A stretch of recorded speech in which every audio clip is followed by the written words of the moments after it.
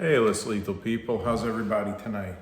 So tonight, I figured it'd be a good time to talk about concealed carry and some of the things that I like and some of the things I don't like. So I don't like in IWB, inside the waistband. Some people do, and that's, okay, that's what they like. I'm not comfortable with it. I like outside the waistband, OWB. So I just finished my prototype holster for my Salt Supply S2, the new marker, since there's nothing really on the market out there. About, I don't know, maybe half a year ago, almost a year ago, I went out and I got myself some holster making stuff. I bought a Kydex press and some tools. I didn't spend that much money, It's probably about as much as I would have on a launcher. Probably maybe, 250, 300 bucks on all this stuff. And I bought it so I can make stuff for myself whenever I want it. Sometimes it's a pain in the neck. See, I'm left-handed, and a lot of times companies that make stuff, they don't make it for left-handed people. Oh, excuse me. Very tired today. I don't like you on camera. But it was a long day, and now it's probably about close to midnight. I'm doing the video. I ran around all day today, so you'll have to forgive me if I yawn a little bit here and there. But I was also out in the shop all night fixing my holster and making it. So I want to show it to you and talk to you a little bit about it. So I personally like to feel comfortable. I'm not 100% against printing a little bit. It's going to happen. Listen, if you bend over or whatever, that's with whatever you're carrying. But I think I did a fairly good job on this.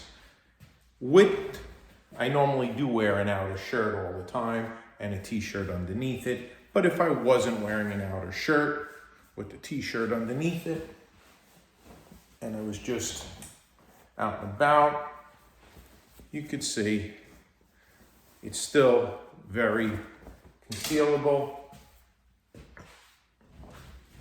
I can walk around, turn around, doesn't hang down. And I like it when it rides up. I make pancake style holsters for my launchers, and I can get it out on target, back. It's not an issue. This is the holster, and it's hard to find holsters for a lot of less lethal stuff out there, but it has great retention. It locks right in, and it's super comfy. So I made this tonight, or I finished it up tonight. I had it made, but I did all the intricate little carvings and areas I wanted for my fingers for when I grab it. And I also wanted to get the retention nice and snug, so I heated it up a little bit. I have a heat gun. I heated it up and I put on my silicone gloves. And I just pinch it a little bit around where the trigger guard is, and that allows me to tighten up the retention on it. So I got into this holster making stuff a while back, like I was saying, and it's amazing what you can build and make holsters for. Anything from cell phones to little wallets that hold cards in it to anything. But what I really find interesting, and I think that this will be cool, take it out a minute. I think my next venture with this, so how I run this marker, I run it with one home wrecker in the chamber. So I'm doing 6 and 5 rounds in here. I'm going with 2 pepper, another home wrecker, and 2 pepper. So 6 altogether. I think that's a great way. But looking at this, I was looking at the shape of it.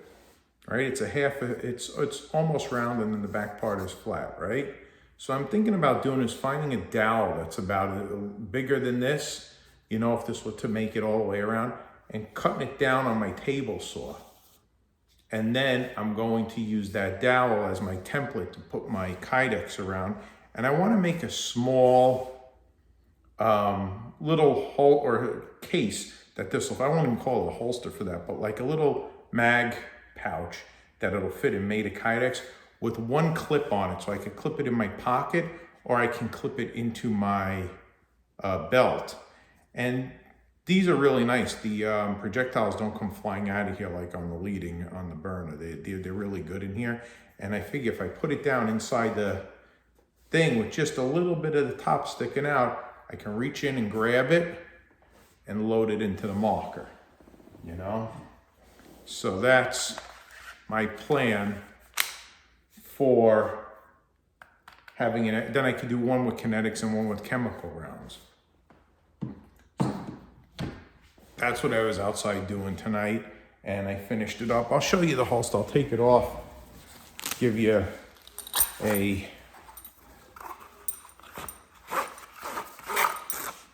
rundown. The other thing too is actually, let me show you this while I'm here too. So I have a belt. I wear a belt every day, everywhere I go.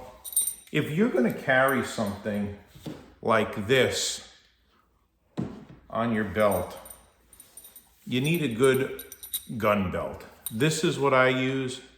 I like it. It's the Tactical 511, and I get the thicker one, the 1.75 inch belt. This is like the third one I've had. They last a long time, but if you're carrying, whether it's lethal or less lethal, you need something like this. It's a reinforced belt that will not bend over here. You could get these online. I think I paid maybe 50 bucks for this one. There are ones that are really expensive, but the Tactical 511, like this one I've had for about 4 years now, and I've had no issues with it, and it's lasted a long time. So that's something that is a must-have. If you're gonna put these things on a regular belt, you'll always say, oh, it doesn't feel comfortable, it's too heavy, it drags. If you have the right belt, that's just as important as having the right holster. So you need the belt. Don't just use a regular belt that you get at the clothing store, you know, or a designer belt. You need a gun belt. That's for sure. Even if especially these less lethal markers, they're very, very heavy, some of them. So when you have something like that, what happens is if you don't and you're carrying it, right, it winds up coming out to the side, especially because all the weight's up here. And that's the same with the real firearm, because you would have your magazine that's heavy over here with all the rounds in it, and it winds up pulling out. And then it does print and it ruins your belt, and it just makes an unpleasant day for you altogether, and you don't feel like carrying it. But when you have the right belt, it holds it snug right up to the body, and that doesn't happen. It's a reinforced belt. Same thing I like out of the waistband I was telling you. So I use what's called a pancake style, where I make a pancake style holster. When I use leather, I also get a leather pancake style. And pancake means it's flat, it conforms to the body. So what I did was, after I heated everything up and I made my mold and I made my holster, I cover the marker in blue painter's tape.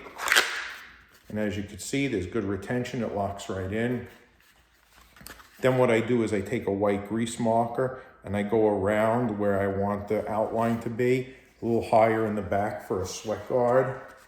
And then I take it on my table saw, my band saw, and I run it down on the band saw, and then I have a Dremel tool with a sanding disc, and I clean it all up and smoothen it out so it's not sharp anywhere. And I'm good to go. And I put my belt loops on. This, I have a little press that puts the eyelets in and bends them up. So like I was saying, if you have a good gun belt, it'll hold to your body nice and snug. If you don't, what's gonna happen is, as you're walking and moving around, it's gonna pull away on the top, and it's very uncomfortable. And then you're gonna say, I can't carry this thing, it's too big. It's not the marker's fault, or it's not firearm's fault, or it's not a knife's fault, or whatever you're carrying on your belt that's heavy. It's not that, it's the belt's fault because you're not using the right belt. If you have the right belt, you won't have that issue. And I know a lot of us like to go out there and get things. Oh, I'm gonna buy this marker, that marker, let me try this. And in essence, it's better to have one really good marker that you like and trust, that you can train with, and have the proper equipment to go along with that marker. If you're gonna spend 230 bucks on a marker, you might as well spend 50 bucks and get the right belt, so that you could carry it or get the right holster. Now, I like making my own holsters and stuff. I find it fun. Is it always well, it is cost effective. Kydex is cheap, but it's very time consuming. The nice thing is if you mess it up, you just throw it back in the toaster oven and it goes back to flat and you can redo it again. You won't ruin the piece of Kydex. So you could do it multiple times if you mess it up. But after you do it a few times, you don't really. And you can also heat it up with a heat gun as you go, after it's made. And if you wanted to contour certain areas or it doesn't look right, like the way I get retention is I'll heat it up over here and on the opposite side, and then I'll just give a tight little squeeze and I'll hold it in place for a few seconds. I use silicone gloves and I'll hold it in place for a few seconds, and that'll tighten up your retention right around the trigger. And it'll lock in and lock out, and it's good. Then you don't have to worry. So just some stuff about concealed carry. And like I said, I didn't really think I was going to talk about much, but the belt is important. It's the most important part. And if you have the right belt, it'll be comfortable to carry all day long, and you won't even know you have it after a while. You'll forget how you're carrying it on you. So that's something you guys should probably consider if you don't already have it, is the right belt. There are better ones out there. I just been using this one. I don't know why. I like Tactical 511. I've been using their stuff for a long time. I'm not a big Tactical 11, like everything, but my work pants are Tactical 511. My work boots are Tactical 511, and my belt is. So I just kind of had good luck. All the stuff lasts. My pants have lasted for years. This belt, like I said, has lasted me 4 years, and I've gone through 3 belts. I even have a thinner one for if I wear dressier clothes. They make a thinner one. So just something for you guys to think about. I'm not a big tactical guy. It's funny, I don't like to insult or say things that are offensive, but there's a term that goes around. It's called tactitards. I don't like to use that word because it is insulting to people with disabilities, and I've worked with people with disabilities for a long time, and they're great people. Especially I've had nothing but wonderful experiences working with them, and felt good about myself. But I come up with a new term. I call it tacti-tools, because we all know what a tool is. And let me tell you something. Now I'm going off on a little rant. You could wear whatever you want, and there's nothing wrong with it. But I see these guys, I go out, they all look like cookie cutter guys.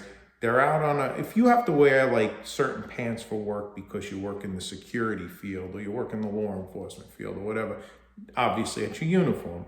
But when you go out every day and you're all tactical out looking and you're walking down the street, people look at you and they know you're a tactical looking guy. My problem with that is, that's fine and dandy. That's your hobby, that's your thing. I don't want anybody knowing what I'm about, what I have on me, what I can do, what I can't do. Remember, down the road, if you have to use something, whether it's less lethal or lethal, you are going to have to answer probably. And how you look is how they're going to perceive you. And that's just unfortunately the way it is in this world. If there's a mass shooter and you're in a store like a Walmart or a big place, and you look like you're a guy that's well trained and you're dressed the part, they're probably going to go after you first. Okay, and if you're there with your little concealed carry pistol or whatever, you're outgunned if they have an AR. Okay, I'm sorry, that's just the way it is. And you're probably going to be the one that they go after first. So I would want to look the most inconspicuous,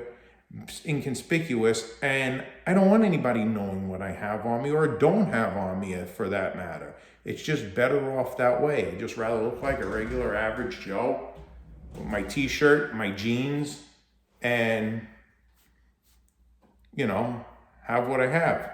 So, I don't know. That's just my personal opinion. You guys might think differently. It's okay. Everybody's allowed to dress and wear whatever they want and be happy. But I know me personally, I don't like to run down the street saying I'm a tacti tool. I'd rather know what I'm doing, train, have the tactical mentality, the tactical skill. All of these are more important than having the tactical getup. Now, that doesn't mean that you don't dress a certain way. For instance, I dress this way. I know I have my less lethal launcher here. I know in my pocket, I have my self-defense pen with the glass breaker on the end. I know in my coat pocket, my other pocket, I have my pepper spray ready to go, etc., etc., etc. So I have multiple different tools on me at all times, and I know the strategic areas I have, like my pepper spray. I don't carry it on my dominant side, ever, okay? Not even at work, because if I need to reach for something with this hand, or I have to hold the guy away with my dominant hand, I could just take out my pepper spray with my non-dominant hand. So you have to find what works for you. Maybe for you, something different works. But you have to go through where you feel comfortable, and you have to think of different things. Like when I get in the car, I'm left-handed. There's no way when I'm driving can I have this on my waist with the seatbelt over me and a jacket, and if I had to, in a quick hurry, grab something that's on my left side. But to my advantage, my door has a little pocket. So now I make a holster like this, but instead I put clips on it and I clip it to inside of my door. So when I get in my car, whatever I have, I can put inside that holster. So when I'm driving, if I have to just reach down and grab it, God forbid there was an emergency, I'm ready to go. And then when I get out of the car, the thing goes back in my regular holster. Right? Now, if you're right-handed, you might have to do something on the right side of your car. So while you're driving, you can reach it. But it's very difficult inside of an automobile to have something on your waist and have a seatbelt over you, and in the wintertime a coat over you, and have to, if you're fumbling, it'll take too long to get it. All right? So you have to have, this is the mindset. Okay, that's the tactical mindset, not the tactical look, but the tactical mindset. And that's what's important, having that mindset. Where are my things if I need it in a hurry? Like same thing, when I walk into, especially if I'm in a Walmart, a Target, a church, the first thing I do when I get in that place is I look to see where the exits are. And I try to position myself, like if it's in a church or something, I try to position myself close to an exit where I can get out if I had to really fast. Same thing in a Walmart or a Target or a big box store or a Macy's or wherever I go, mall. I always look, okay, there's an exit there, there's an exit there, there's an exit sign there. So I know which way I gotta go if something goes down fast. Remember, you wanna try to, the whole purpose of these things, whatever it is, are to protect you and whoever is with you, and get the hell out of there and get to safety. If you can help other people in the process, great. But it's like the whole premise of the mask coming down in the airplane, you put the mask on you before you take care of the person next to you, because if you were to die, you're not gonna be able to help that person, or if you pass out. Same thing in this situation. You have whatever you have on you to protect you. Now, I'm talking the whole scope. I'm not just talking less lethal. I'm even talking lethal here. If you have something, if you are a person that can conceal carry, and you have that with this or whatever, it doesn't mean you become Rambo and go after the person and you're the vigilante. That's not what it is about. It is about getting you and your loved one out of there safe, sound, and in one piece. If you can help the people, help somebody around you, yes. But you may be a bigger help getting out of the place and being the first one to call 911. Remember, when they come, they have all the right equipment, they have all the right tools to deal with that situation. So by you getting out of there alive and in one piece, you may actually be helping. You could give descriptions, you could give a layout of the place. There's a lot of things you can do to help also, but you need to save yourself and whoever you're with first. You're not in there to be a tacty tool and run around and put yourself at danger. Because don't forget too, while you're doing this, God forbid something happens, that person may be shooting at you. They may miss you and hit more innocent people. You want to try to keep everything as low-key as possible, get to safety, and try to help people in whatever way you can while keeping yourself alive and safe. That's my feelings on tactical, and that is awareness. You know, you have to be aware wherever you go. Anyway, have a good night, guys. Talk to you soon.